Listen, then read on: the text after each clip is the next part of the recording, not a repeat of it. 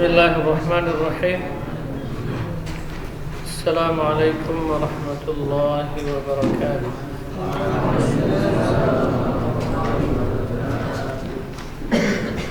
Innal hamdalillah nahmaduhu wa nasta'inuhu wa nastaghfiruh. Wa na'udzu billahi min shururi anfusina wa min sayyiati a'malina. من يهده الله فلا مضل له ومن يضلل فلا هادي له أشهد أن لا إله إلا الله وحده لا شريك له وأشهد أن محمدا عبده ورسوله صلى الله عليه وعلى آله وأصحابه وسلم تسليما كثيرا. يا أيها الذين آمنوا اتقوا الله حق تقاته ولا تموتن إلا وأنتم مسلمون. يا أيها الناس اتقوا ربكم الذي خلقكم من نفس واحدة وخلق منها زوجها وبث منهما رجالا كثيرا ونساء واتقوا الله الذي تساءلون به والأرحام إن الله كان عليكم رقيبا. يا أيها الذين آمنوا اتقوا الله وقولوا قولا سديدا يصلح لكم أعمالكم ويغفر لكم ذنوبكم ومن يطع الله ورسوله فقد فاز فوزا عظيما. أما بعد فإن أصدق الحديث كتاب الله وخير الهدي هدي محمد صلى الله عليه وسلم شر الأمور محدثاتها فإن كل محدثة بدعة وكل بدعة ضلالة وكل ضلالة في النار. أعاذني الله وإياكم من الضلال ومن النار.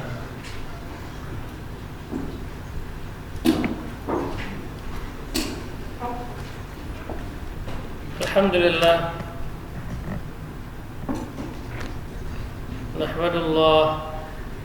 nahmaduhu, kita memuji Allah Subhanahu wa taala pada malam ini. Kita masih berkumpul untuk melanjutkan kajian tahsin dan tafsir dari surah Al-Baqarah. Kita sampai di ayat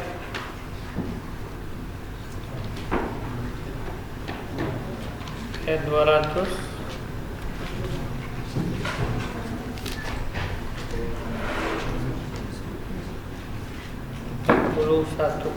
terakhir ayat 240 ya.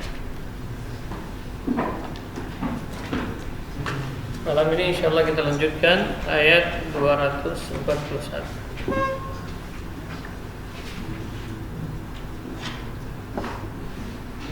Baik, ikhwan fiddin, Assalamualaikum wa iyyakum. Semoga Allah muliakan kita semua. Dalam majlis itu duduk yang tepat. Jadi ketika kita bermajlis, jangan menjauh dari majlis, tapi justru harus mendekat ya. Karena tujuan kita duduk dalam majlis untuk mendapatkan ilmu, pengetahuan.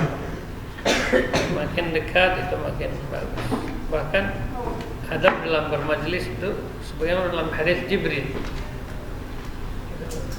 datang kepada Nabi sallallahu ingin mengajarkan kepada beliau tentang keagamaan.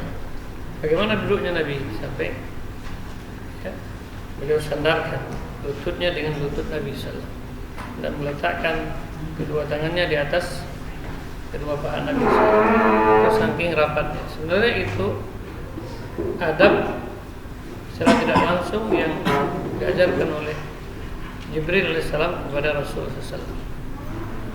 Adab dalam ilmu. Baik, ya. Jadi duduk, kemudian fokus, ya.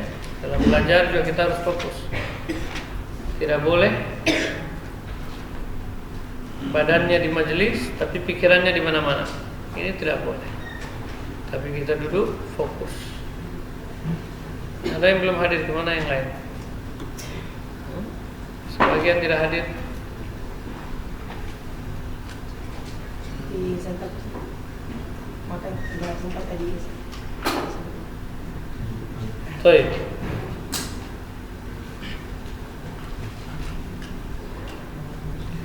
Sebelum kita lanjut, karena ada santri baru ya, dari SMP. Sebelum lanjut, coba dekat lagi sini. Sekarang perkara penting berkaitan dengan masalah ibadah. Yang pertama, tata cara dalam berwudu yang benar. Sudah pernah praktek? Jadi kita mau contohkan yang benar dalam menggunakan air wudu. Ya, dalam menggunakan air itu tidak boleh boros. Jadi dibuka, ditutup lagi, terus digosok.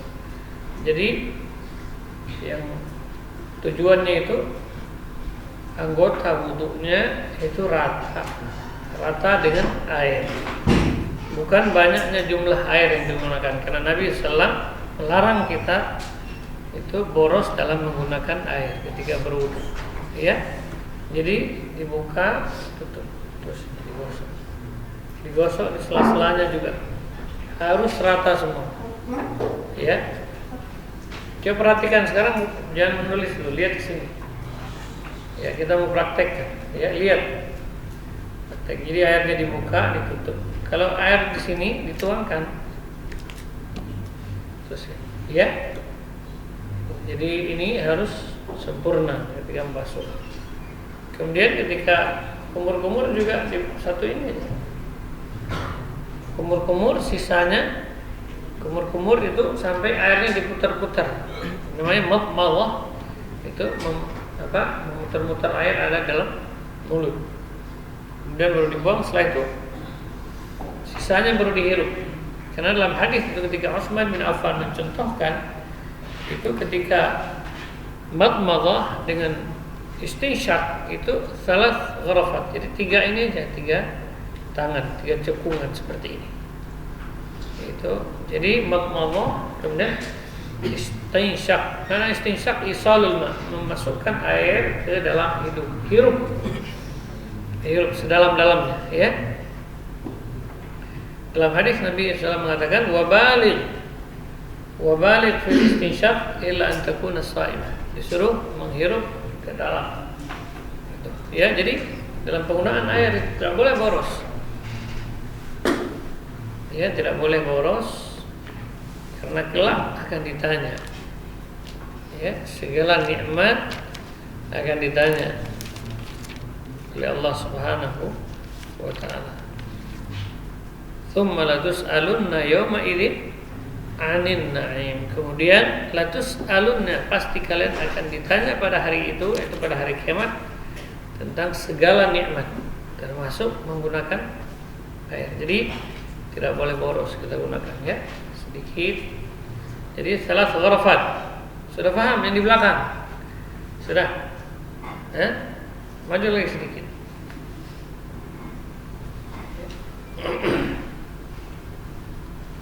Ada yang belum jelas? Jadi dibuka airnya terus tutup. Baru ini. Kumur-kumur sebagian dari sini, sebagiannya dihirup. Istinsyaq mana isalul ma, masukkan air ke dalam hidung. Kemudian setelahnya istinsar, baru dikeluarkan dengan tangan kiri. Gitu. Ya. Gitu. Mengeluarkan 3 kali. Kemudian juga ketika membasuh muka, ambil juga airnya dari satu cekungan seperti ini, kemudian disatukan. Setelah itu baru matanya juga harus yang penting rata. Ya, jadi kalau ada jenggot, dimasukkan air ke dalam jenggot. Ya. Kalau jenggotnya tebal, cukup di atasnya aja digosok. Itu seandainya jenggot menutupi kulitnya. Gitu ya. Kemudian setelah itu, jadi satu mengambil dengan tangan kanan Nabi SAW yu'jibu tayammun. Jadi Nabi suka segala sesuatu yang baik itu dengan tangan kanan. Fi akhdhihi ya, ketika mengambil, memberi, ya jangan beri dengan tangan kiri, ya. Beri dengan tangan kanan. Fi iskal ma'akum? Fi iskal? Ada soal, pertanyaan? Hah? Mafi, intakil lama. Pinaksin.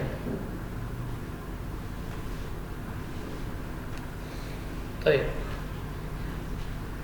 Jadi kalau bertanya ke depan, ya jangan bertanya sama gurunya, sama temannya. Nanti majelisnya jadi ribut. Baik. Jadi mengambil ini dengan tangan kanan, kemudian menyatukan air, terus baru diusap. Ini lakukan seluruh anggota wudu, tidak boleh tertinggal, harus terbasuh semuanya. Muka ya harus terbasuh semua, maka digosoknya harus rata. Karena dalam hadis, sebuah hadis itu ada seorang sahabat itu berwudu tidak terbasuh hanya sebesar kuku. Maka Nabi SAW menyuruhnya untuk mengulang wudunya dan mengulang salatnya. Padahal dia sudah salat. Ini menunjukkan bahwasanya salatnya tidak diterima. Karena Nabi sampai menyuruhnya untuk mengulang salat. Jadi ketika wudu juga harus hati-hati. Jangan wudu sambil ngobrol. Itu seperti itu ya. Sambil ngobrol. Jadi nggak fokus dia ketika wudu. Karena wudu itu juga ibadah. Jadi tidak boleh. Kalau ketika wudu harus fokus. Harus betul-betul kita perhatikan di mana anggota-anggota wudu itu ya harus terbasuh semuanya. Gitu. Jadi tidak boleh ada yang tertinggal dari anggota wudu yang tidak terbasuh. Kenapa? Nanti salatnya tidak diterima, ya, karena wudunya tidak sempurna. Tapi kemudian ketika membasuh tangan juga airnya dari sebelah tangan kanan dibuka sedikit, sudah penuh airnya ditutup. Dibasuh ini bajunya diangkat sampai kelihatan sikunya ya. Digosok. Dialirkan air. Jadi membasuh tangan itu dari ini. Dari tangan ke siku, bukan dari siku ke bawah. Bukan begini di keran, ya kan? Biasanya gini atau begini. Ya. Jadi ghaslu yadai ilal mirfaqai, membasuh tangan sampai ke siku, bukan dari siku ke tangan. Ya. Jadi ya, ini gosok. Diambil lagi airnya terus dituangkan. Digosok. Kemudian untuk tangan kiri juga seperti itu, ambil ya, tangan kanan, kemudian ini satukan. Digosok. Ambil lagi airnya ditutup, ya, atau dituangkan atau diambil ini, ya. Karena Nabi itu satu mud, ya, kalau wudu. Kalau mandi junub satu sak 5. Kalau kita seember lebih, ya. Seember tidak cukup. Jadi ini lihat, ya, untuk tangan kiri gini ambil airnya, terus tutup. Ini harus dipraktekkan, ya.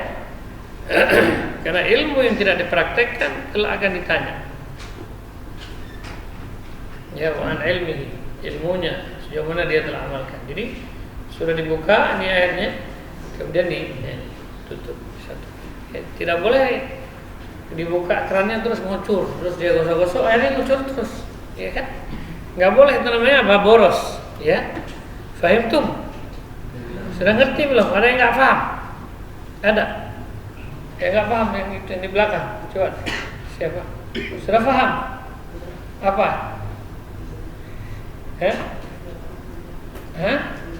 Iya. Bagaimana cara buka kerannya? Iya. Ambil airnya, dibuka keran terus tutup lagi ya. Terus baru digosok. Ini penting, nggak boleh boros. Summalatus alunna yauma idzin aninna. Karena pada hari kiamat kelak akan ditanya tentang segala nikmat. Jadi kita kalau bisa hemat dalam menggunakannya, maka kita bisa menjawab pertanyaannya. Ya, bisa mempertanggungjawabkan apa yang kita perbuat pada hari kiamat. Gitu ya. Jadi tidak pandang bulu hari kiamat. Oh, saya putra mahkota. Tidak ada di sana. Halaka anni sultaniya. Ya, kekuasaan hilang. Jabatan sudah tidak ada. Jadi semua mempertanggungjawabkan setiap amalannya. Tidak ada lagi garis keturunan pada hari itu, ya, enggak dipandang. Tidak ada pandang bulu pada hari itu. Baik. Sebagaimana dalam hadis, la yanzuru ila suwarikum wala ila ajsamikum walakin yanzuru ila qulubikum wa a'malikum. Allah tidak memandang wajah, Allah tidak memandang bentuk tubuh, tapi Allah melihat hati dan perbuatan. Gitu. Maka kita harus berhati-hati, ya. Jadi ketika wudu pun harus fokus, harus sungguh-sungguh. Kenapa? Karena wudu itu adalah ibadah. Nah, itu wudu ibadah atau bukan? Ibadah.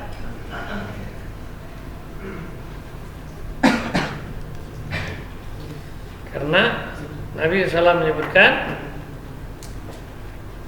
ya, tidak sah salat seorang apabila dia berhadas sampai dia berwudu. Baik. Kemudian untuk membasuh kepala, airnya juga sama, diambil terus disatukan. Kepala itu bukan dibasuh, mashur ra's. Mashu itu artinya mengusap. Jadi bukan basuh. Kalau basuh pakai air gini, tapi ini mengusap, artinya bekas air yang ada di tangannya, ya, gini. Sudah ada air sisanya, kemudian ini mulai bada'al muqaddami ra'si, mulai dari permulaan kepala. Ya. Tsumma dhahaba bihim, keduanya dia dijalankan sampai ke pundaknya. Tsumma raddahuma. Ya, raddahu. Kalau nak mau buka peci boleh di atas peci, ya. Ya, boleh di atas peci. Karena Nabi SAW terkadang beliau mengusap di atas imamahnya. Ya. Imamah pakai sorban, boleh usap di atas sorban. Terus langsung telinga. Cara mengusap telinga, ini telunjuknya di dalam nih. Diputar di dalamnya. Ini putar rata, terus bagian ibu jari baru di belakang. Ini. Jadi ini diputar di dalam, ibu jarinya di belakang. Coba praktek sekarang. Ini ibu jarinya diputar di sini sampai rata. Ya. Sampai rata, sampai ke atas, kulit-kulitnya ini harus kena semua, ya. Baru bagian ininya ya belakang. Sudah bisa praktek, sudah. Jadi ibu jari di mana? Ini sababah namanya, di sini. Telunjuk di dalam diputar, kemudian bagian ibham ibu jari di belakang. Ini, ya. Baik. Jadi mengusap kepala hanya satu kali, tidak boleh lebih. Ya, mengusap kepala berapa kali? Marratan wahidan dalam hadis. Hanya satu kali. Oh enggak, saya mau 3 kali, enggak boleh. Kenapa? Karena menyelisihi Rasul. Ya. Falyahdharil ladzina yukhalifuna an amri. Maka hendaklah seorang berhati-hati. Ya, takut.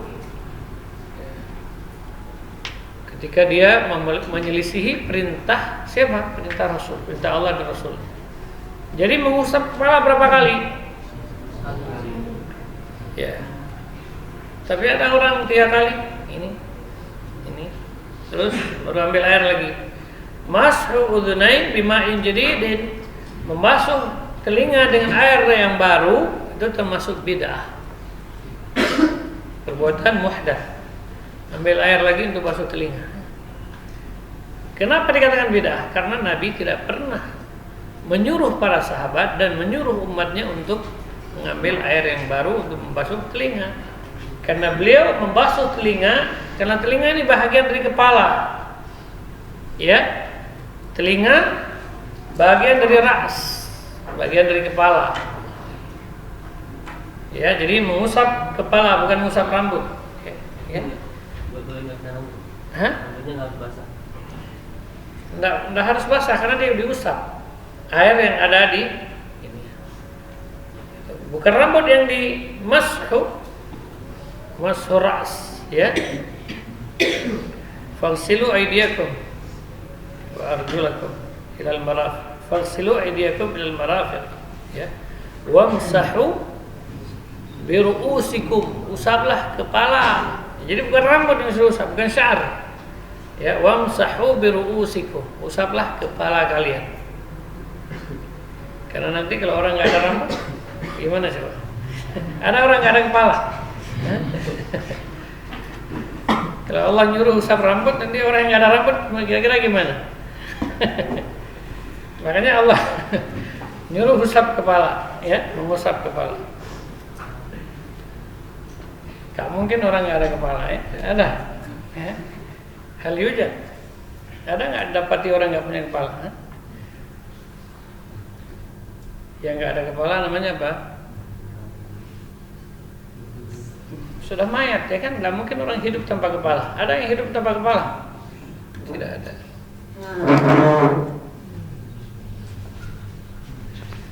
Jadi mengusap kepala, perhatikan ya. Bagaimana cara mengusap kepala? Berapa kali? Marratan wahidatan. Satu kali.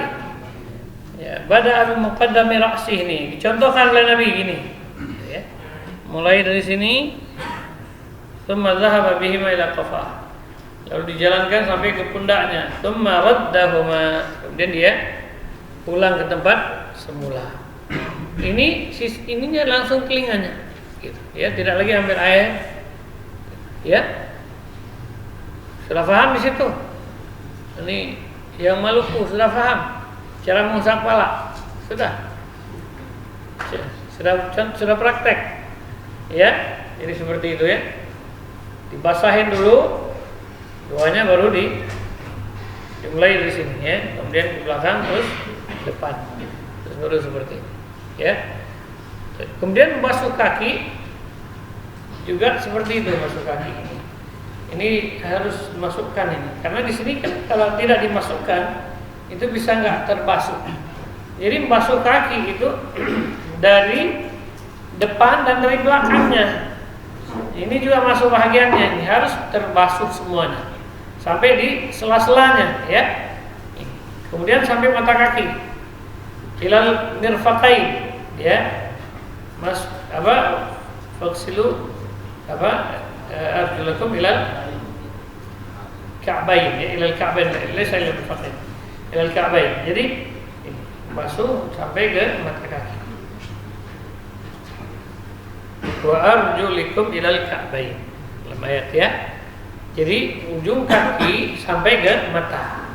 Boleh sedikit ke atas ya. Kalau Abu Hurairah sampai ke tangan betisnya. Kenapa? Karena dia katanya ingin supaya kakinya bercahaya pada hari kiamat. Jadi orang-orang yang beriman itu akan bercahaya sehingga dia dikenal oleh Nabi SAW dengan cahaya dari bekas wudunya. Gitu. Sampai Abu Hurairah ingin ya bercahaya sampai ke betisnya. Jadi digosok seperti ini. Namanya ini hadisnya mudraj, tambahan dari Abu Hurairah. Tapi perintah Allah membasuh sampai di mata kaki, ya, gitu ya. Itu namanya mudraj, ya, itu tambahan dari Abu Hurairah. Kemudian kaki kiri juga seperti itu, jadi tuang, jangan dibuka tuh. Boleh kalau ambil dari sini, dituang, ya. Ini digosok yang rata. Di sini juga ini wailul aqab minan nar, ini kebiasaan tertinggal di sini nih, ya. Maka ini harus digosok yang rata. Jadi kalau wudu, lihat ketika membasuh anggota wudu, ini harus betul-betul perhatian, ya. Perhatian sekali nih, harus belakang-belakangnya harus betul-betul kena. Karena kalau seandainya ada yang tidak terbasuh sedikit saja, maka sholatnya tidak sah. Baik, ya. Jadi cara basuh kaki sudah paham? Yang dari Maluku sudah paham? Ya. Hah? Sudah ya. Jadi ini ya.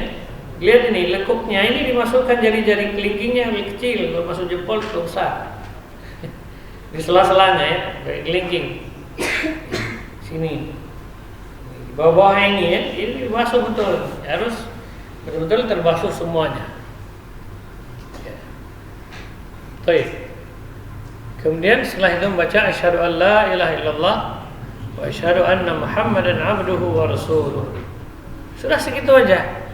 Kalau mau ditambah Allahumma ja'alni minat tawwabin ja'alni minal mutahhirin tanpa mengangkat tangan. Karena itu namanya al-azkar ba'dal wudu. Itu zikir setelah wudu. Jadi tidak perlu angkat tangan, tidak ya. Tidak juga mesti harus menghadap kiblat. Tidak ada. Baca apa? Asyhadu an la ilaha illallah, asyhadu anna Muhammadan abduhu wa rasuluh. Gitu ya.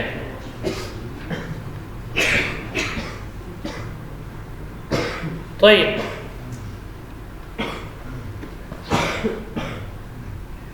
Ada yang kurang jelas yang itu? Ulah. Sudah jelas? Jelas? Bisa? Sudah bisa ya? Praktek. Ada yang belum jelas?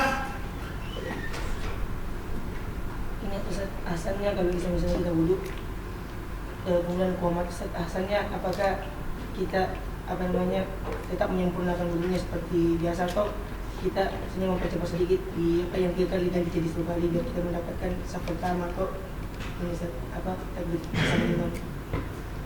Asalnya gimana Ustaz? Baik. Jadi kalau memang tasbihul wudu itu diperintahkan ya, menyempurnakan wudu. Jadi kalau seandainya sudah iqamah, maka boleh kita menyempurnakan setiap anggota wudu hanya satu kali.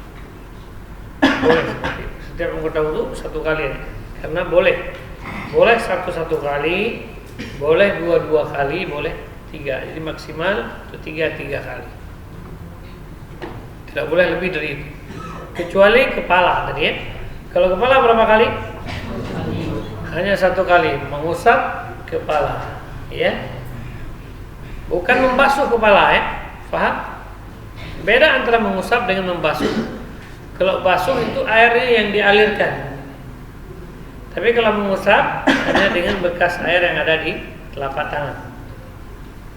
Gitu, ya. Baik. Ada pertanyaan? Man? Kalau di daerah pegunungan kan boleh dimakan karena Oh, enggak usah dimatiin karena enggak banjir. Itu berarti kita pakai secukupnya. Ambil sedikit. Jadi memang 24 jam nyala itu. Iya, itu enggak. Itu mungkin ada pengairan di bawah. Atau di kolam renang. Itu enggak usah dimatiin. Ada ceritanya Pak, karena tidak boleh.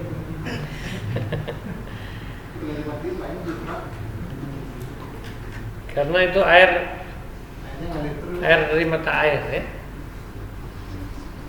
Beda dengan kita di sini, kita sedot air di tanah.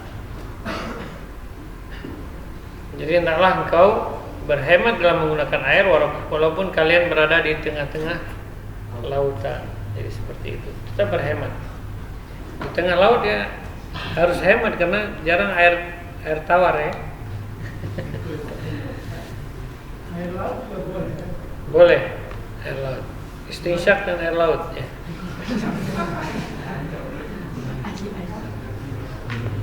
Baik, ada pertanyaan ini. Siapa yang bertanya ke belakang? Ada pertanyaan? Jangan tanya sama temannya. Kalau mau bertanya ke sini ya. Bagus. Iya, boleh. Kalau misalkan mengusap kepala pakai air yang bekas dari tangan, tapi kulit kepalanya nggak sempurna basah, tetap diterima nggak? Tetap. Jadi bukan basah kepalanya itu, dia hanya diusap. Jadi dengan bekas air yang ada di kepala diusap. Dia tidak sampai mablul namanya, nggak sampai kuyup, nggak sampai kuyup, gitu ya. Kayak orang kehujanan tuh nggak sampai seperti itu. Dia hanya mengusap dengan bekas air yang ada di tangan. Cukup seperti itu sudah sempurna. Yang penting tangannya ini cara mengusapnya mulai dari permulaan kepala, kemudian dijalankan sampai ke pundak, kemudian dikembalikan lagi. Setelah itu langsung telinga. Itu sudah sempurna seperti itu. Ya. Wamsahu bi ru'usikum, usaplah kepala kalian. Itu ba di situ menunjukkan ilsaq di keseluruhan kepala. Makanya tidak boleh orang menunjuk mengusap kepala itu hanya sebagian, ya, terutama di Indonesia, ya, mazhab Syafi'i. Jadi di sini dia mengusap sedikit, 3 kali lagi. Ya.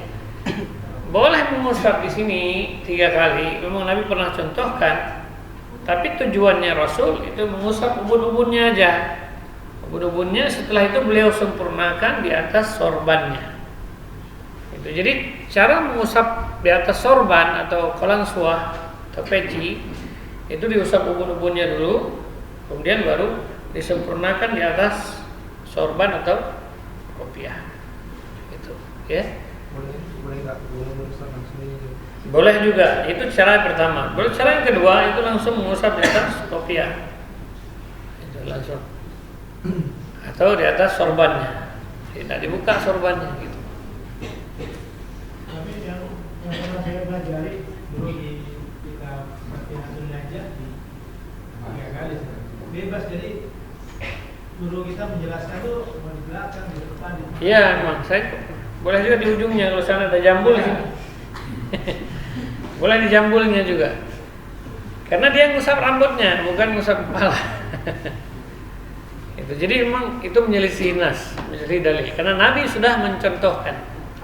Demikian juga Utsman bin Affan mempraktekkan di hadapan para sahabat wudunya Nabi sallallahu alaihi wasallam. Ya, dalam kitab seperti kalau kita mau buka dalam kitab Umdatul Ahkam ada hadisnya. Tapi ketika di lapangan dan bisa juga menjalankannya sesuai. Kenapa? Ya, semua pesantren kan rujukannya itu Fatihahul Najah. Hampir semua pesantren. Iya. Kalau kita menjelaskan itu bahwa itu bid'ah atau salah, berantem kan? Karena bagi mereka itu itu mana sebagian tetap sih itu mereka. Nah, itu berkaitan dengan masalah ba'lit tab'id. Menunjukkan ba'lit tab'id itu tidak telah dibantah oleh para ulama. Kalau ba di situ bukan lit tab'id, bukan menunjukkan sebahagian, tapi lil ilsaq. Karena semua ahli bahasa Arab yang mengatakan bahwasanya ba di situ lil ilsaq. Itu menunjukkan keseluruhan. Terus bagaimana dengan firman Allah, famsahu bi ru'usikum, usaplah kepala. Ya kan? Bukan rambut tapi kepala. Kepala kalian. Makanya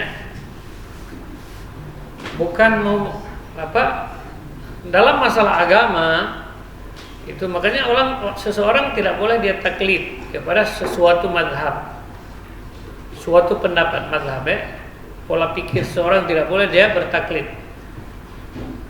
Kalau seandainya dia sudah mendapatkan hadis yang sahih, makanya semua imam mengatakan idza sahal hadis fa madhhabi.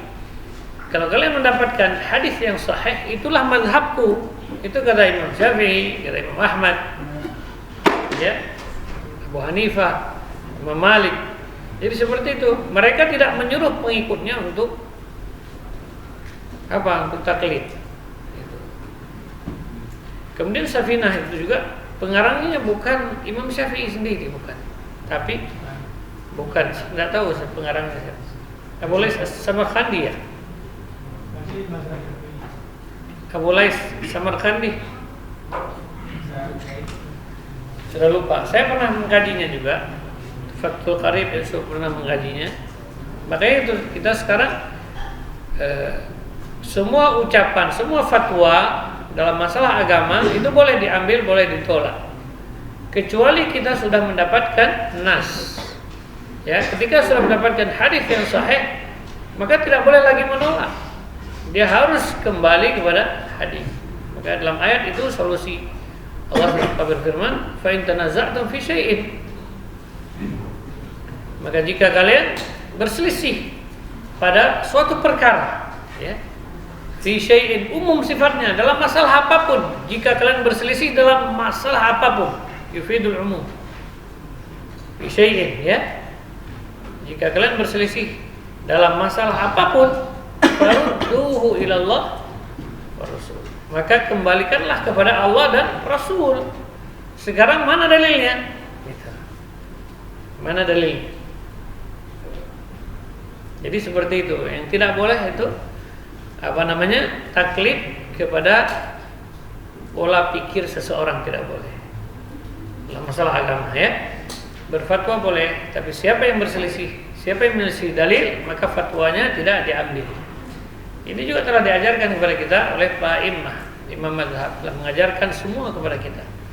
Sampai jangan mereka pula yang disalahkan. Jangan pula mereka yang dikambing hitamkan, ya kan? Buat acara semua ini berdalil ini mazhab Syafi'i. Azan di kubur mazhab Syafi'i. Padahal Imam Syafi'i berlepas diri darinya. Berdoa, tahlilan, ya kan? Mazhab Syafi'i. Padahal Imam Syafi'i sendiri mengatakan justru tidak sampai kepada mayat. Gitu ya. Yang mengirim pahala dari bacaan-bacaan Al-Qur'an itu tidak akan sampai.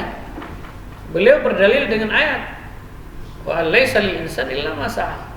Seseorang itu dia tidak akan memperoleh kecuali apa yang telah dia perbuat, dia usahakan semasa hidupnya di dunia. Dan ini juga pendapat Ummahatul Mukminin Aisyah radhiyallahu anha. Imam Syafi'i mengambil dari pendapatnya Aisyah berdasarkan ayat tersebut dalam surah An-Najm. Itu Imam Syafi'i. Sekarang kami Syafi'i. Jadi mengkambing hitamkan siapa? Imam Syafi'i. Padahal beliau berlepas diri. Beliau berlepas diri dari perbuatan mereka. Gitu ya. Itu tidak boleh. Makanya kenapa kita terus belajar? Ya, supaya kita faham. Gitu. Jangan sampai kita hanya sekedar ikut aja. Ikut tidak. Karena menuntut ilmu hukumnya wajib. Fardhu ala kulli muslim. Ya. Menuntut ilmu hukumnya wajib, fariḍah. Apa makna fariḍah? Wajib, yusabu fa'iluh, ya. Yang melakukannya dia akan mendapatkan pahala, wa yu'aqab tariku. Dan akan dihukum orang yang tidak mau menuntut ilmu. Siap-siap ya, tidak mau belajar, tidak mau mendalami ilmu agama, maka dia akan dihukum kelak oleh Allah pada hari kiamat. Jadi maksud ilmu itu ma'rifatullah wa ma'rifatu Nabi wa ma'rifatu dinil Islam bil adillah. Jadi agama harus difahami dengan dalil, bukan dengan pola pikir manusia. Jadi pola pikir siapapun, apakah itu yang tidak dia cantumkan dalam buku-buku mereka atau dalam pikiran mereka, bila tanpa dalil maka ini tidak diterima. Harus dengan dalil. Makanya orang alim itu, siapa dia yang dikatakan alim? Ma'rifatul haqqi bidalilihi. Yang dikatakan alim itu seseorang yang tahu kebenaran. Ya, tahu hak, tahu kebenaran. Apakah itu berkaitan dengan masalah akidah, masalah ibadah, muamalah dan yang lainnya? Ma'rifatul haqq bidalilihi, beserta dengan dalilnya. Ada dalilnya. Ya, bukan khayalan dia. Dia khayal begini, dia khayal begitu, akhirnya berubah-ubah pola pikirnya. Seperti orang-orang sekarang. Mereka khayal, dia mungkin mimpi atau yang lainnya. Nanti dia bilang, oh berarti agama seperti ini. Sesuai dengan mimpinya dia. Ada yang berdalil dengan mimpi, ada juga yang berdalil dengan hanya menggunakan logikanya. Maka ini tidak benar, ya. Kalau seperti itu tidak benar. Dia telah menyelisihi apa Allah dan Rasul. Baik. Jelas tadi cara wudu. Apakah dengan wanita mengatakan wudu? Apakah bersentuh dengan wanita mengatakan wudu?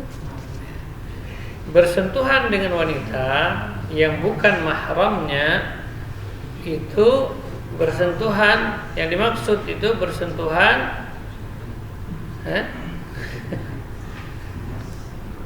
Al-mas di situ yang dimaksud adalah jima, ya. Jadi bersentuhan, untuk apa antum bersentuhan dengan wanita? Tidak boleh. Lebih bagus kepalanya dipaku dengan besi dari neraka daripada menyentuh tangan wanita yang bukan mahramnya. Jadi jauh-jauh dari wanita, ya. Tapi kalau seandainya kalau di Mekah itu kan ada tuh nanti senggol-senggol itu gimana? tidak batal wudunya. Kenapa? Karena arti mas dalam Al-Quran itu maksudnya apa? Bersetubuh. Ya, karena kata Maryam apa? lam yamsasni bashar, saya belum pernah disentuh oleh manusia. Bagaimana bisa hamil? Dia nggak pernah masa bersentuhan hamil? Nah, kemudian juga dalil telah kita sebutkan sebelumnya, ya, di pertemuan sebelumnya telah disebutkan, ya, dalil lam yamsasni bashar, saya belum pernah disentuh oleh manusia. Maksud sentuhan di situ apa dalam Al-Quran? Jima. Kemudian Nabi sendiri juga mencium istrinya ketika hendak pergi ke masjid. Beliau mencium Aisyah, ya, mencium istrinya. Kalau sekarang dibilang mencium istri itu bukan mahramnya, berarti bersentuhan dengan istri aja dia batal wudunya. Maka ini tertolak pendapat itu. Kenapa? Karena bertentangan dengan nas, dengan dalil. Ya. Apalagi bersentuhan hail, ada apa? Ada pembatasnya, ada bajunya. Mereka pun bermaksud itu bersentuhan langsung, mubasyarah. Bukan ada hail. Kalau ada hail, ada ini pelindungnya, ada pakaian, itu tidak akan. Itu pun, ya. Kemudian masalah bersentuhan, kalau sampai bersentuhan syahwat berdiri misalnya, setelah itu setelah bersentuhan berdiri terus keluar madhi, ini harus dijelaskan memang, ya. Keluar madhi, cairan bening itu keluar. Nah itu baru batal wudunya dan dia harus membasuh kemaluannya. Kalau seperti itu baru membatalkan wudu. Tapi maksud di sini ketika kita lagi umroh atau pergi haji kan wajib tetap. Nah kita bersentuhan dengan lawan jenis yang bukan mahram kita itu gimana? Membatalkan wudu apa tidak? Itu tadi kalau bersentuhan tidak sengaja dan tidak tanpa syahwat dan tidak sampai, walaupun syahwat misalnya dia berusaha nahan nggak mampu, ya kan? Nahan juga nggak mampu. Jadi harus kalau sampai sudah keluar cairan bening gitu namanya madhi, baru batal wudunya. Gitu. Tapi ingat, dia bermaksiat di tempat yang dimuliakan Allah itu dosanya berlipat-lipat. Makanya kalau seandainya kalian, ya, nanti Allah mudahkan untuk berangkat ke sana, kalau mau tawaf bisa menghindar. Jangan justru nyari di belakang wanita, jangan. Menghindar. Itu ya. Kalau ada wanita, nyingkir, jangan justru nyosot di situ. Itu namanya cari penyakit, ya. Jadi tidak boleh seperti itu. Itu namanya menjerumuskan dirinya ke dalam fitnah. Akan tetapi seandainya dia terpaksa, ya, kondisi udah nggak bisa, mengelak nggak bisa, jadi kalau bersentuhan hanya bersentuhan seperti itu saja, tidak membatalkan. Akan membatalkan bila dengan apa? Bila dengan syahwat dan keluar apa? Keluar madhi. Kalau mani sudah keterlaluan. Baik.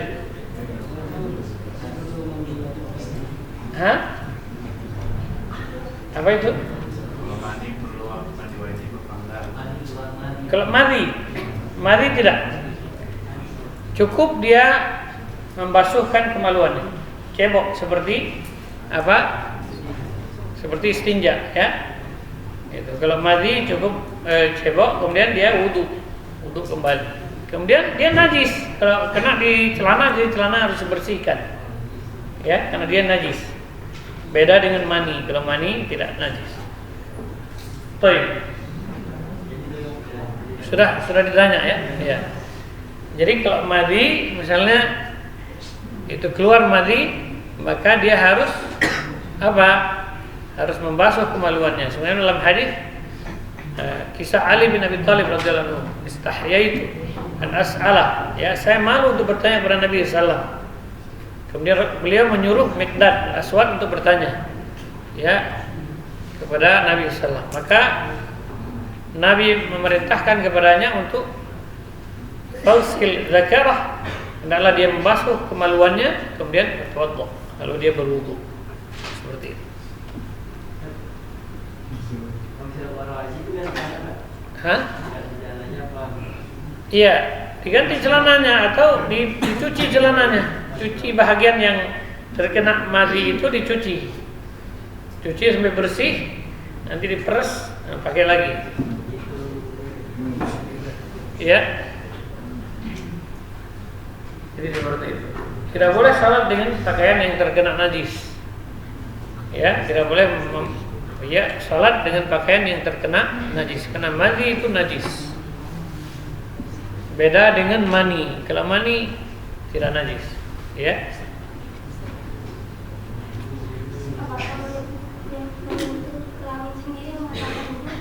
Ya, man massa dzakarahu falyatawadda. Ya, barang siapa yang menyentuh kelaminnya, kemaluannya, maka hendaklah dia berwudu. Ini hadisnya mukhtalaf. Ya. Hadisnya berselisih tentang kesahihannya. Ya. Kalau guru kami Syekh Ali Ar-Razhi, beliau termasuk ulama hadis dari Yaman. Beliau mengatakan hadisnya tidak sahih. Hadisnya tidak sahih. Kemudian karena zakar itu bahagian dari tubuh seseorang, ya. Bahagian dari tubuh seseorang. Di zakar itu bahagian dari tubuh atau bukan? Bahagian dari tubuh seseorang.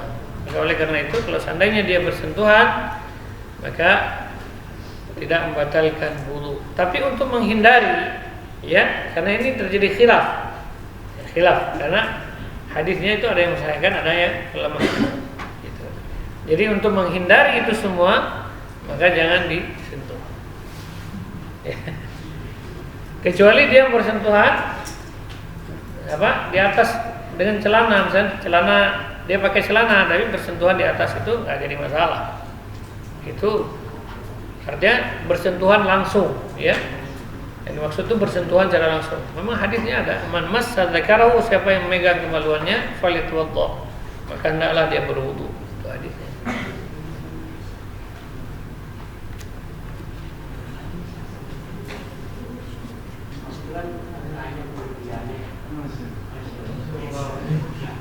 Misalnya kalau kena wadi itu harus dicuci semua dan kata dia nggak boleh yang kena yang doang, dia harus dicuci pakai sabun. Iya. Jadi dalam menghilangkan madhi, itu cara menghilangkannya itu innya, ya. Jadi innya, kalau kita kena hanya sedikit di sini, ya sayang mau dibasuh semua, ya kan? Jadi di sini aja, asalkan sudah hilang warna, rasa dan bau, maka itu sudah hilang najisnya. Gitu ya, sudah tidak ada bekasnya. Itu. Jadi dikuncupkan celananya, kemudian dibasuh sedikit. Gitu. Itu enggak jadi masalah, sudah hilang najisnya. Gitu ya. Itu. Kalau antum misalnya di perjalanan, ya kan? Celana cuma satu. Terus kena madhi misalnya, ya. Terus gimana? Kalau antum mencuci semua, tunggu dulu sampai zuhur lewat, antum belum bisa sholat. Karena tidak ada celana untuk menutup auratnya. Gitu. Jadi solusinya di situ boleh dia membasuh hanya bahagian yang terkena najis, gitu ya, tanpa harus membasuh semua pakaiannya. Itu sudah suci. Sudah paham?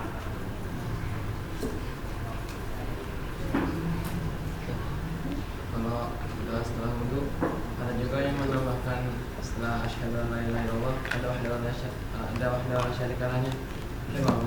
Asyhadu an la ilaha illallah wahdahu la syarika lah, asyhadu anna Muhammadan abduhu wa rasuluh. Itu enggak jadi masalah.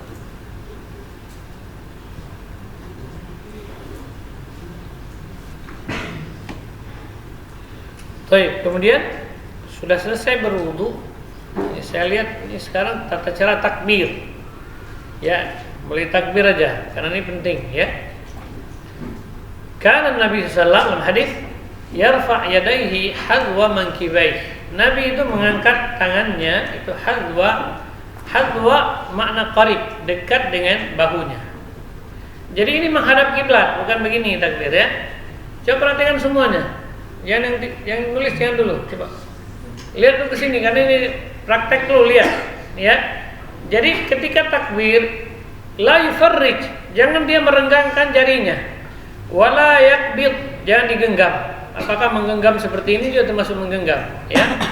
Walakin yaj'al bainahuma. Jadi tangannya ketika bertakbir ini sama. Dan ini mengarah ke kiblat.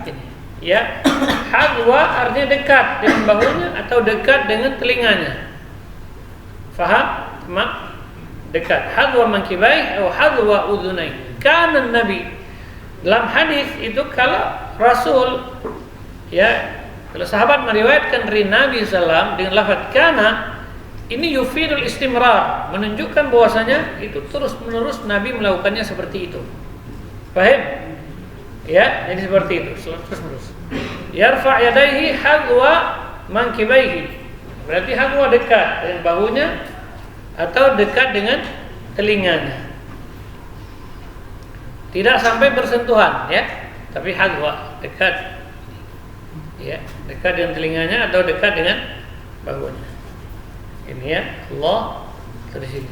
Ya, ini tidak boleh digenggam bukan begini. Ya, apa merenggangkan? Yufarrik namanya. Atau yakbid, dia genggam. Dia genggam atau begini, itu tidak boleh. Walakin yaj'al bainahuma, jadi tangannya biasa, gitu ya. Ketika bertakbir. Jangan seperti ini. Ini namanya apa? Mau bersilap. Jadi bukan seperti ini. Sudah paham? Coba praktek cara angkat tangan, coba. Semua coba, semua. Semua coba. Semua tangannya di atas. Mana? Jangan juga di sini. Allahu Akbar. Ini namanya orang malas. Tidak ada sampai di pusat, ya. Bukan sampai di pusat, tapi sampai di mangkib, ya. Kana yarfa' yadayhi hadwa mankibaihi. Itu ya, bukan hadwa ibtihi, ya.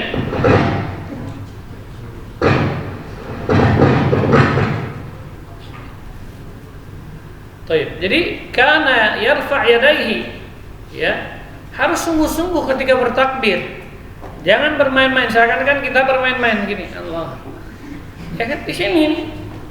Ini namanya di pusat. Ini mazhab siapa ini?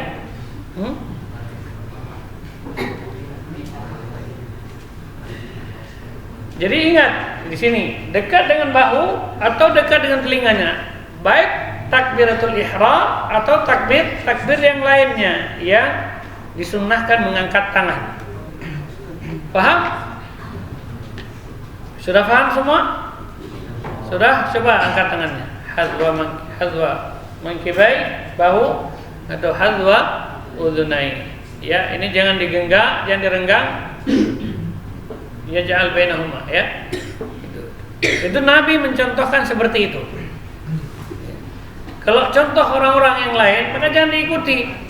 Jadi dalam beribadah itu bukan melihat orang lain beribadah, tapi melihat bagaimana Nabi beribadah. Shallu kama ra'aitumuni usolli. Salatlah kalian sebagaimana kalian melihat. Siapa yang salat? Ya, Rasul salat. Gitu ya, bagaimana Rasul salat. Demikian juga kata caranya, shafnya, bagaimana Rasul buat shaf, seperti itulah kita buat. Ya, jangan mengikuti selainnya. Shallu kama ra'aitumuni usolli. Itu. Salatlah kalian sebagaimana kalian melihat aku salat.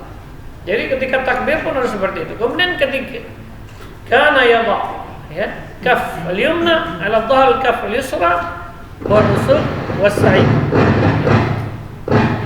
Jadi Nabi SAW meletakkan kaf. Ini namanya kaf. Apa ini? Telapak tangan. Kalau ditutup tidak kelihatan, ya. Jadi telapak tangan kanan beliau letakkan di telapak tangan bagian belakangnya yang kiri. Rusuh ini pergelangan, sa'id ini lengan, ya. Jadi ini berbarengan.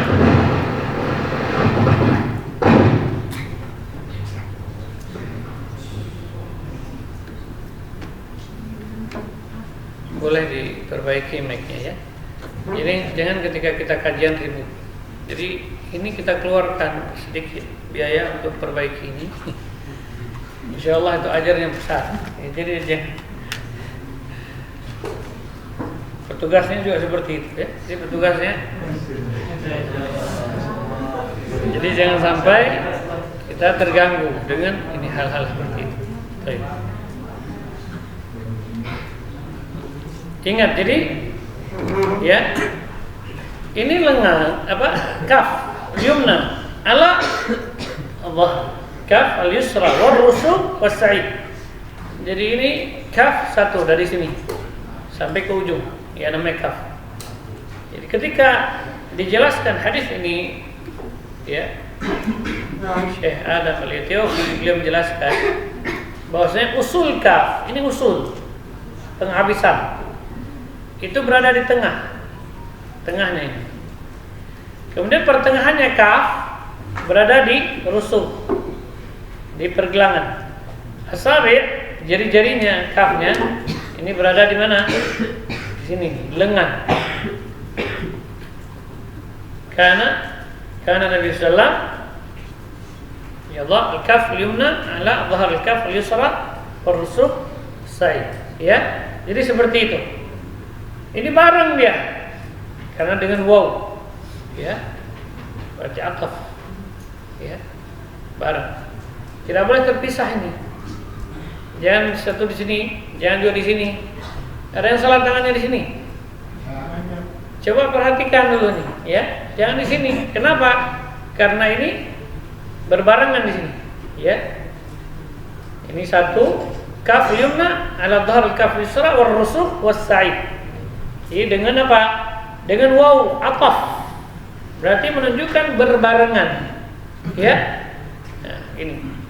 Kemudian Nabi itu mencontohkan hanya dua. Letakkan semuanya. Ini. Tahu cara letakkan? Ya, letakkan semuanya. Coba praktek. Itu, letakkan semuanya. Ini praktek sekarang, ya. Jadi penghabisannya di tengah. Tengahnya di rusuk, pergelangan. Kemudian jari-jarinya di lengan. Ini praktek. Jadi gini, ya. Atau menggenggam semuanya. Kalau genggam semua, genggam semuanya, jari-jarinya digenggam semuanya. Mana coba genggam semuanya? Semuanya, jangan ada yang tertinggal satu. Jangan tertinggal satu seperti ini. Jangan tertinggal dua.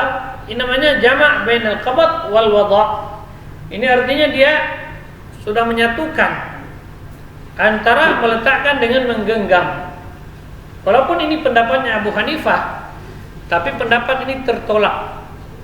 Ya, jadi pendapat Abu Hanifah dia satu atau dua. Ini pendapatnya tertolak karena hadisnya itu Nabi menggenggam semuanya. Kalau genggam semuanya, kalau meletakkan semuanya. Jadi jangan ada tersisa satu.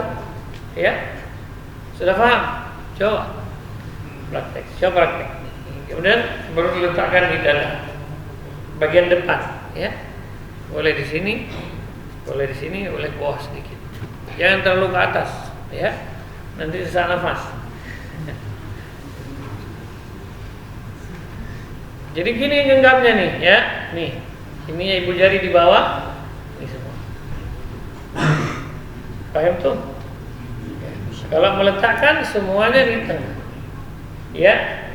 Itu kaifiyah dalam apa? Meletakkan tangan ketika sholat. Fadaraba basarahu nahwal ard. Jadi pandangannya. Kemudian dalam hadis itu Nabi juga ta'ta ra'sah. Rasul menundukkan sedikit kepalanya, ta'ta ra'sah. Fadaraba basarahu nahwal ard. Pandangannya ke mana? Ke tempat sujud, ke bumi. Kalau sekarang kita bukan bumi ini, ya. Kita di lantai, ya. Jadi nahwal ard maksudnya di situ pandangannya ke tempat sujudnya. Pandangannya. Jadi kepalanya menunduk sedikit. Ya. Kepalanya menunduk sedikit. Bukan begini, ya. Paham? Jadi ta'ta ra'sah. Nabi menundukkan kepalanya. Sudah paham? Sudah. Matanya di mana? Melihat tempat sujud. Ya, nanti harus praktekkan betul-betul, ya. Tata cara salat yang benar. Karena Rasul menyuruh kita salat sebagaimana beliau melakukannya.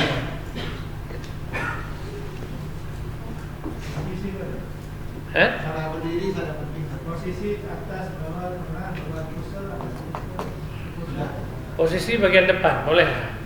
Ada yang berpendapat di bawah pusat, kalau Imam Syafi'i di atas pusat, ada di atasnya sedikit. Yang penting bagian depannya, ya bagian dada, bukan di buah dada. Ini kalau sadar ini namanya buah dada. Jadi bagian depan. Ala sadrihi maksudnya bagian depannya, gitu ya.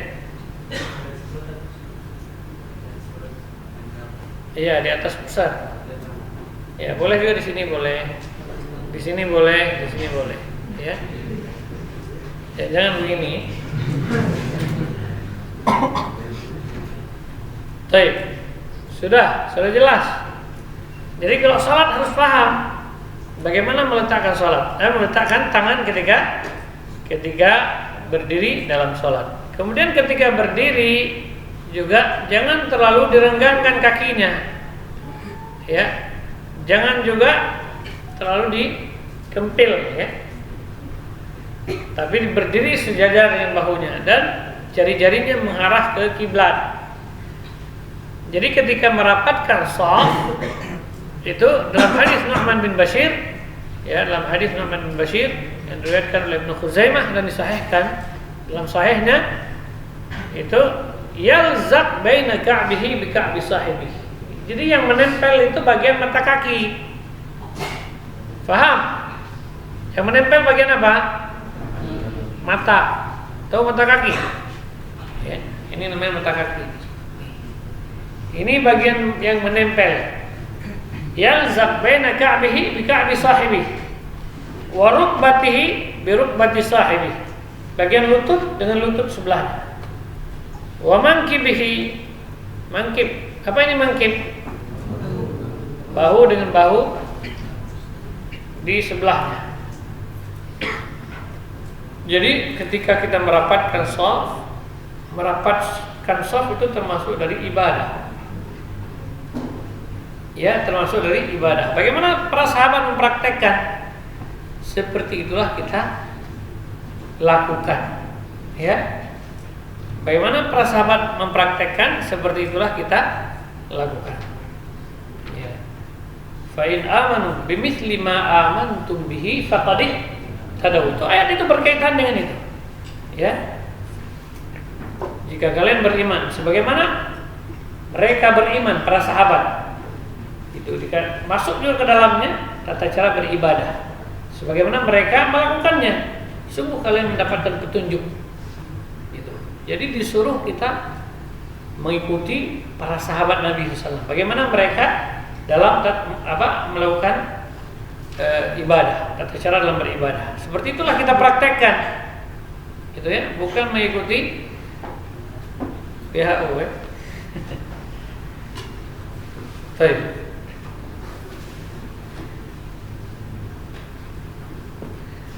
Dalam surat apa itu? Fa'in amanu bimithli ma amantum bihi faqad ihtadaw. Jelas itu ayatnya. Itu sampaikan coba kepada ustaz-ustaz itu yang berfatwa boleh jarang-jarang. Apakah para sahabat melakukannya? Adakah fatwa dari para sahabat? Tidak ada. Justru Nu'man bin Bashir mengatakan yalzaq, betul-betul menempel. Gitu. Jangan pula ada yang mengatakan berarti antum kalau rapat shaf itu antum tidak sayang dengan nyawa saudaranya. Ya. Memang kita yang pelihara nyawa. Siapa yang menghidupkan mematikan siapa? Allah. Alladzi khalaqal mauta wal hayata liyabluwakum ayyukum ahsanu amala. Tsumma yuhyikum, tsumma yumitukum. Dia yang menghidupkanmu dan dia pula yang mematikanmu. Ya. Jadi jangan berdalil seperti itu ya. Dalil orang-orang ya Pak yang tidak punya keyakinan kalau seperti itu. Dalil dari ayat itu jelas. Yuhyikum wa yumitukum. Ya, siapa yang menghidupkan? Siapa yang mematikan? Allah. Maka kalau salat ikut cara Nabi. Bagaimana shaf? Nabi meluruskan shaf salat sebagaimana meluruskan busur panah. Ya. Seperti itulah ya. Akan seperti beliau meluruskan busur panah. Itu sungguh-sungguh beliau meluruskan shaf. Aqbala alaina Rasulullah SAW biwajhi, kata Nu'man. Rasul itu menghadap kami, lihat, suruh rapat, saf pertama kedua. Kemudian juga di situ nanti ta'awun. Ya, kalau dulu kami di Yaman itu karena ribuan santri, jadi saf pertama, nanti saf kedua ada salah satu yang keluar dari saf, dia luruskan, dia jalan. Karena safnya panjang, ini setengah kilo safnya. Masjidnya luas, bukan ini. Masjid ini bagian kecil. Antum di sini berdiri sana jauh itu satu baris. Dulu ketika kami belajar di Yaman, di Damaj. Jadi satu orang datang saf, ta'awun di situ karena imamnya jauh, mau lihat imam. Itu termasuk kebaikan. Wa ta'awun 'alal birri wat taqwa.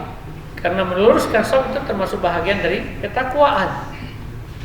Jadi jangan bermain-main, justru bercandain temannya ketika dia luruskan saf. Jangan, ya. Karena begitu sudah selesai iqamah, itu berarti sholat mau ditegakkan. Kita mau menghadap Rabb, ya, menghadap Allah, Zat yang Maha Perkasa. Maka jangan lagi ada main-main hatinya. Sudah langsung fokus. Shafnya dirapatkan sungguh-sungguh.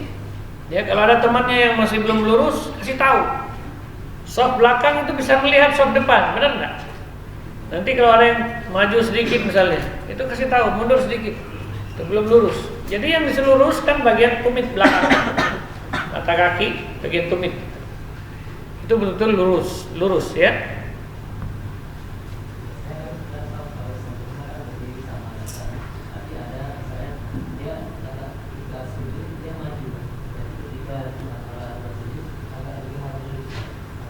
Oh, tidak boleh. Jadi tidak boleh ketika salat itu, baik ketika berdiri, ketika ruku, ketika sujud, tetap pada posisinya. Jangan ketika ruku dia maju sedikit. Ketika duduk antara dua sujud dia sudah maju di depan sendiri. Ini tidak boleh. Ya. Itu tidak boleh. Nabi melarang dan dengan kondisi marah Rasul, ya.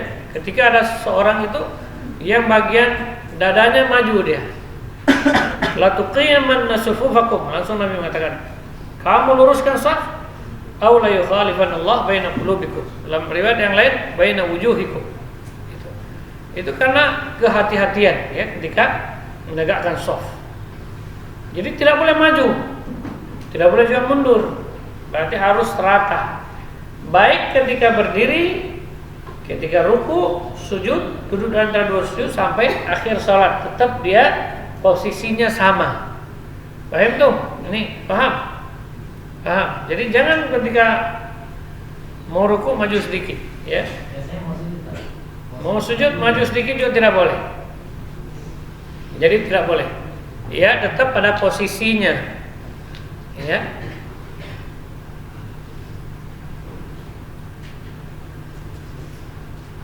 Ketika sholat bagaimana solusinya ketika sholat setelah mengantuk? Mengantuk ketika sholat. Ketika sholat mengantuk. Kalau sholat fardu atau sholat ini? Sholat fardu. A'udzubillahi minasyaitonir rajim. Sudah ke kiri.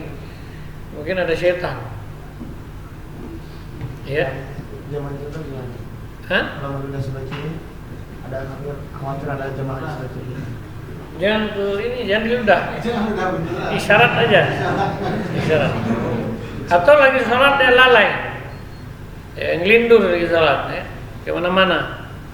Apalagi misalnya berpikiran maksiat lagi sholat, ya kan? Karena diceritakan, dikisahkan, itu lagi sholat dia hayal hayal maksiat. Maka seperti itu tipu daya setan. Kalau sudah ingat langsung a'udzubillahi minasyaitonir rajim, udah ke kiri. Berarti kapan seorang itu lalai, itu langsung itu setan itu memasukkan, menyuntikkan apa? Belalainya, ya, menyuntikkan kelalaian kepada kita. Sampai orang kadang-kadang selesai sholat dia ternyata udah selesai sholat, gitu ya, nggak sadar. Makanya penting di situ apa seorang itu khusyuk dalam sholat, termasuk dalam masalah rukun, ya, tata caranya itu harus betul diperhatikan.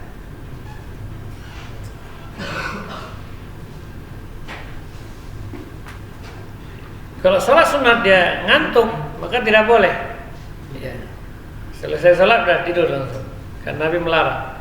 Dulu di Masjid Nabawi sampai ada tali-tali, karena kalau mereka ngantuk mereka pegang di tali.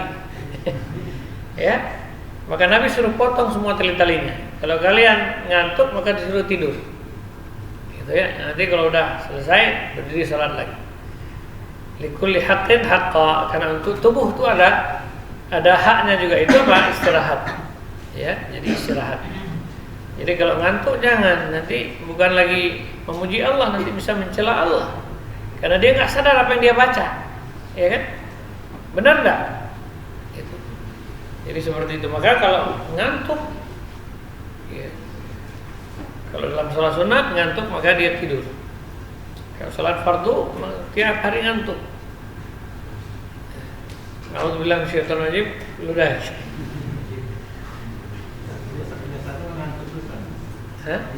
Malam-malam dia sholat tahajud, paginya bakal baca surat sajadah, jadi panjang banget.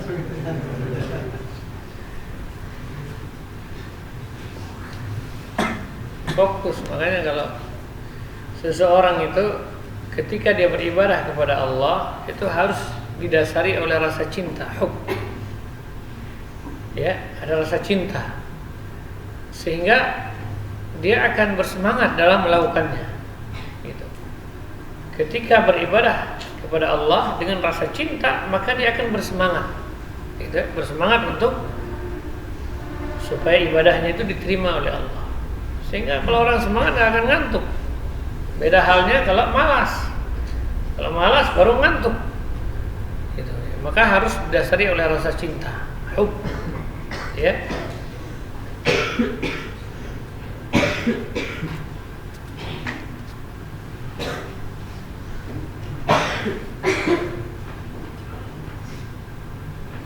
Khauf, raja, kemudian hub.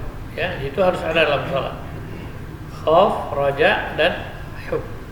Cinta, kemudian rasa takut, khawatir tidak diterima, kemudian mengharapkan supaya ibadahnya dikabulkan oleh Allah. Dia akan melakukan ibadah sebaik mungkin. Baik. Masalah Ustaz, misalnya kalau pertama Ustaz, apakah boleh berbicara sambil wudu Ustaz? Maksudnya ada teman lewat beri salam, assalamualaikum warahmatullahi wabarakatuh, kita sambil wudu Ustaz, nggak dijawab atau diam aja? Jawab. Kalau dia beri salam maka jawab. Ya, kalau dia beri salam jawab. Kalau misalnya Ustaz, kita datang ada teman wudu, apakah kita asalnya memberikan salam atau nggak usah datang dia wudu aja? Boleh memberikan salam, jangan diberikan salam ketika dia di kamar mandi aja, pakai tempat wudu. Karena afsyus salam itu asbab apa? Termasuk asbab masuk surga ya. Afsyus salam bainakum. La tadkhulul jannah hatta tu'minu wa la tu'minu hatta tahabbu. Kalian tidak akan masuk surga sampai kalian beriman, ya. Dan kalian tidak akan beriman sebelum kalian saling mencintai. Ya. Awala adullukum ala syai'in idza fa'altumuhum tahabbtum. Maka aku tunjukkan sesuatu apabila kalian melakukannya niscaya kalian akan saling mencintai. Apa itu? Afsyus salam bainakum. Sebarkan salam di antara kalian. Baik, ini ada pertanyaan dari Assalamualaikum. Waalaikumsalam warahmatullahi wabarakatuh. Anda ingin tahu mengapa antara azan dan iqamah jaraknya lama? Apa alasannya? Dan mohon penjelasan. Baik, mengenai azan dan iqamah itu telah dijelaskan oleh para ulama secara panjang lebar dalam kitab-kitab fikih. Jadi kalau Rasul sallallahu alaihi wasallam, ya, beliau terkadang itu lama keluar, ya, karena siapa yang sudah diangkat jadi imam maka muadzin itu tidak mengumandangkan iqamah sebelum dia melihat imamnya. Ya, dulu sahabat itu melihat Rasul sallallahu alaihi wasallam, baru mereka mengumandangkan iqamah. Mengenai azan dan iqamah itu batas tidak ada dibatasi oleh waktu, tergantung maslahat. Ya, maslahat. Makanya kalau musim panas itu terkadang kita dulu ketika di Yaman ketika musim panas itu sampai 1 jam. Bahkan dalam penjelasan para ulama, kenapa sampai beliau diakhirkan? Karena kalau orang datang dalam kondisi sangat panas, maka itu menyebabkan dia mudarat. Panas, mudarat. Jadi ketika cahaya matahari mulai redup, itu baru dikumandangkan iqamah, sehingga jaraknya begitu jauh, ya, ketika musim panas.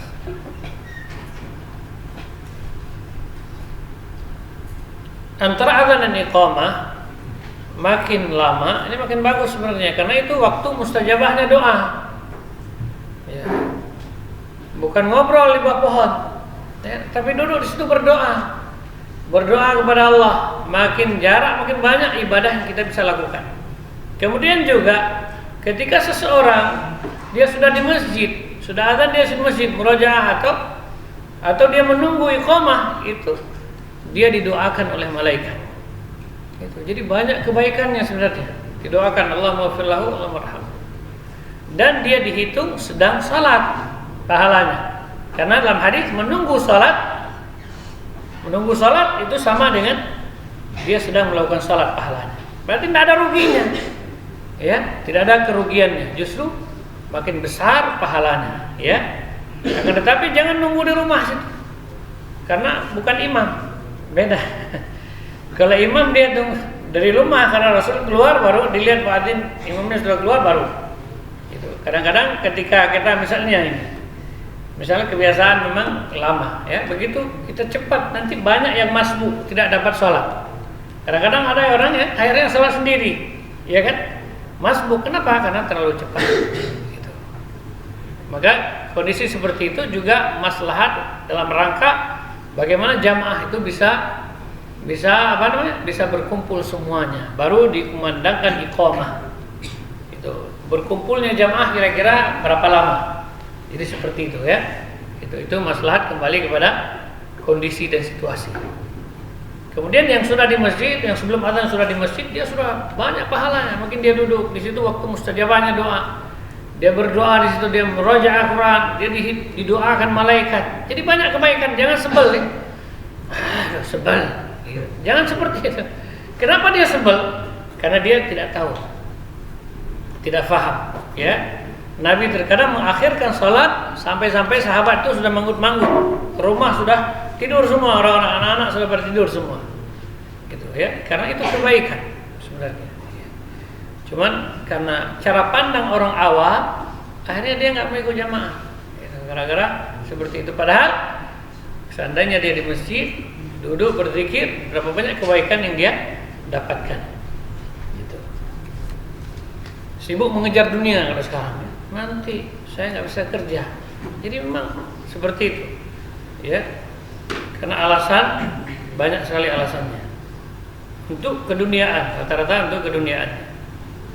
Allah a'lam. Kemudian pertanyaan lagi berikutnya, saya ingin bertanya, bolehkah kita berdoa dalam sujud dengan bahasa Indonesia? Dengan bahasa, dalam hadis Nabi SAW menyebutkan bahwasanya seseorang itu sangat dekat dengan Allah ketika sujud. Maka di situ Nabi menyuruh fa'aktsirud doa, perbanyaklah doa. Perbanyaklah doa. Tidak dikaitkan fa'aktsirud doa bil lughatil arabiyyah. Jadi dulu ketika kami dengan Syekh dalam bahas hadis ini, beliau mengatakan dengan bahasa apapun boleh. Fa'aktsirud doa. Jadi lebih afdolnya dengan bahasa Arab. Tapi kalau seandainya dia tidak bisa, maka dengan bahasa yang dia mampu. Ya, fa'aktsirud doa. Karena lafaz hadisnya perbanyaklah doa. Tidak dikhususkan dengan bahasa apapun, ya. Baik. Demikian penjelasan. Kemudian pertanyaan terakhir, Assalamualaikum. Ana ingin bertanya, apakah dosa termasuk salah satu sebab hati tidak tenang dan gelisah? Ya, benar. Ya. Jadi dosa itu menyebabkan seseorang jiwanya tidak tenang. dosa itu. Ya, kemudian gelisah, itu karena perbuatan dosa, hatinya tidak tenang. Kebalikannya, zikir, ala bizikrillahi tatma'innul qulub. Hanya dengan berzikir, dengan beribadah, dengan menghadiri majelis ilmu, itu menyebabkan hati menjadi tenang, jiwa menjadi tentram. Ya, jadi dosa itu termasuk hukuman Allah, ya. Kepada jiwa-jiwa yang suka bermaksiat, maka dia akan gelisah dan tidak tenang. Kenapa? Karena dia melakukan perkara yang dimurkai Allah. Gitu ya? Maka sebagai hukuman untuk dia di dunia.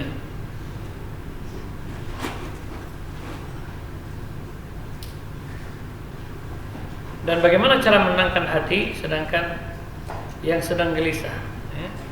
Dan pikiran yang tidak fokus ketika dalam beribadah apapun kepada Allah.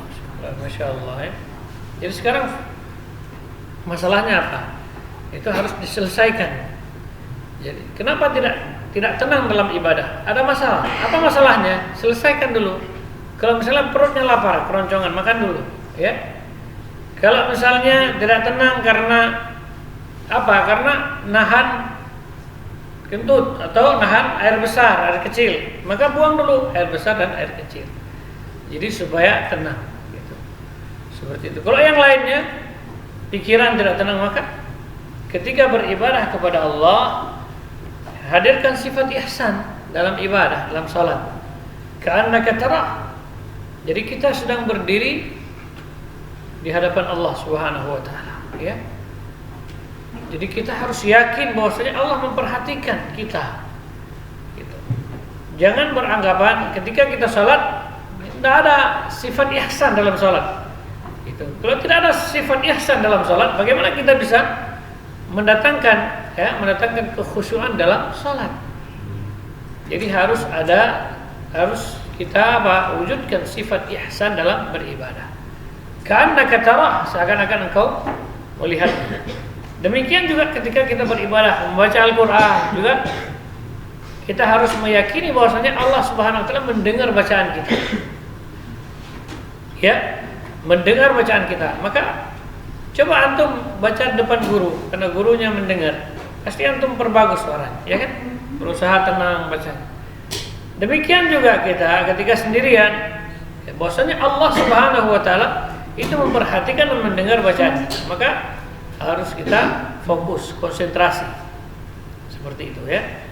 Itu upaya, di antara upaya-upaya agar bisa menenangkan hati dan pikiran dalam beribadah kepada Allah, agar kita fokus, gitu ya. Kemudian juga di antaranya kita harus meyakini bahwasanya ini bekal saya menuju Allah. Ketika saya sendirian nanti, bayangkan seandainya ibadah saya tidak diterima, bagaimana nasib saya? Ya, maka dengan demikian dia akan berusaha untuk terus bisa fokus serta berdoa kepada Allah, minta khusyuk. Ya, minta khusyuk dalam beribadah. Gitu. Ada di antara doanya, boleh kita baca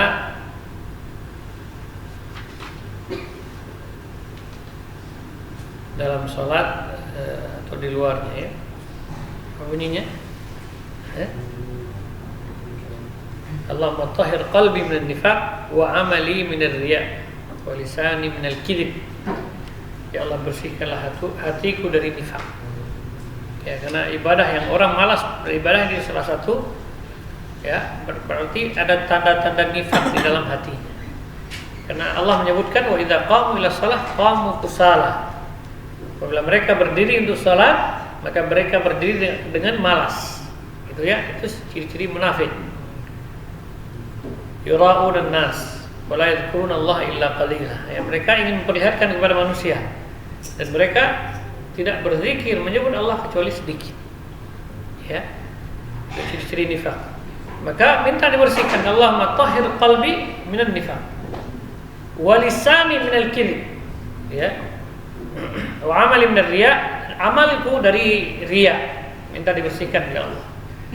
Dan lisan dari dusta, ya. Karena itu perbuatan-perbuatan yang sangat tercela yang menyebabkan seseorang tidak tentram dan nyaman dalam beribadah kepada Allah Subhanahu wa taala. Wa aini min Allahumma tahhir qalbi min an-nifaq wa 'amali min ar-riya' wa lisani min al-kidhib wa aini min al-khiyanah wa aini min al-khiyanah. Pandangan dari khianat. Minta dijaga pandangannya dari khianat, ya, dari khianat. Fa innaka ta'lamu kha'inatal a'yun. Sesungguhnya engkau mengetahui ya mata-mata yang berkhianat. Itu. Pandangan yang berkhianat Allah tahu. Wa ma tukhfis sudur, dan engkau tahu apa yang tersembunyi dalam dada. Ya, ada yang hadir pura-pura aja, ya kan? Ada juga hadir dalam majelis tujuannya memata-matai, nanti lapor, ya kan? Ini sampai muncullah sekarang berita-berita yang muncul belajar bahasa Arab ini termasuk apa? Radikal, ya? La haula wala quwwata illa billah. Nanti lama-lama Al-Quran yang dibilang radikal, sumber radikal, la haula wala quwwata illa billah. Ini penyakit semuanya ya, dari orang-orang kafir. Ya? Itu seperti itu. Jadi kita tetap kokoh. Jangan mau ditakut-takuti. Ya, berusaha untuk mempelajari bahasa Arab karena dengannya kita dapat memahami agama Allah Subhanahu wa taala. Ya.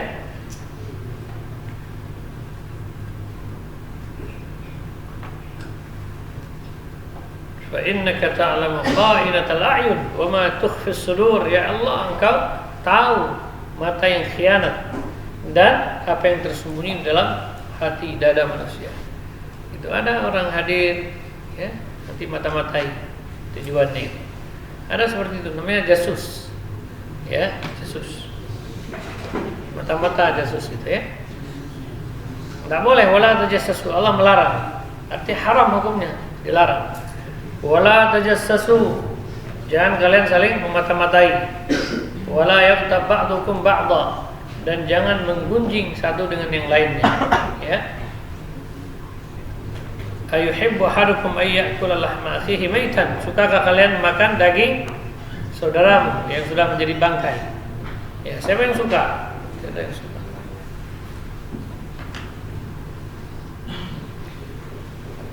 Baik, la haula wala quwwata illa billah. Subhanakallahumma wa bihamdika asyhadu an la ilaha illa anta astaghfiruka wa atubu ilaik. Assalamualaikum warahmatullahi wabarakatuh.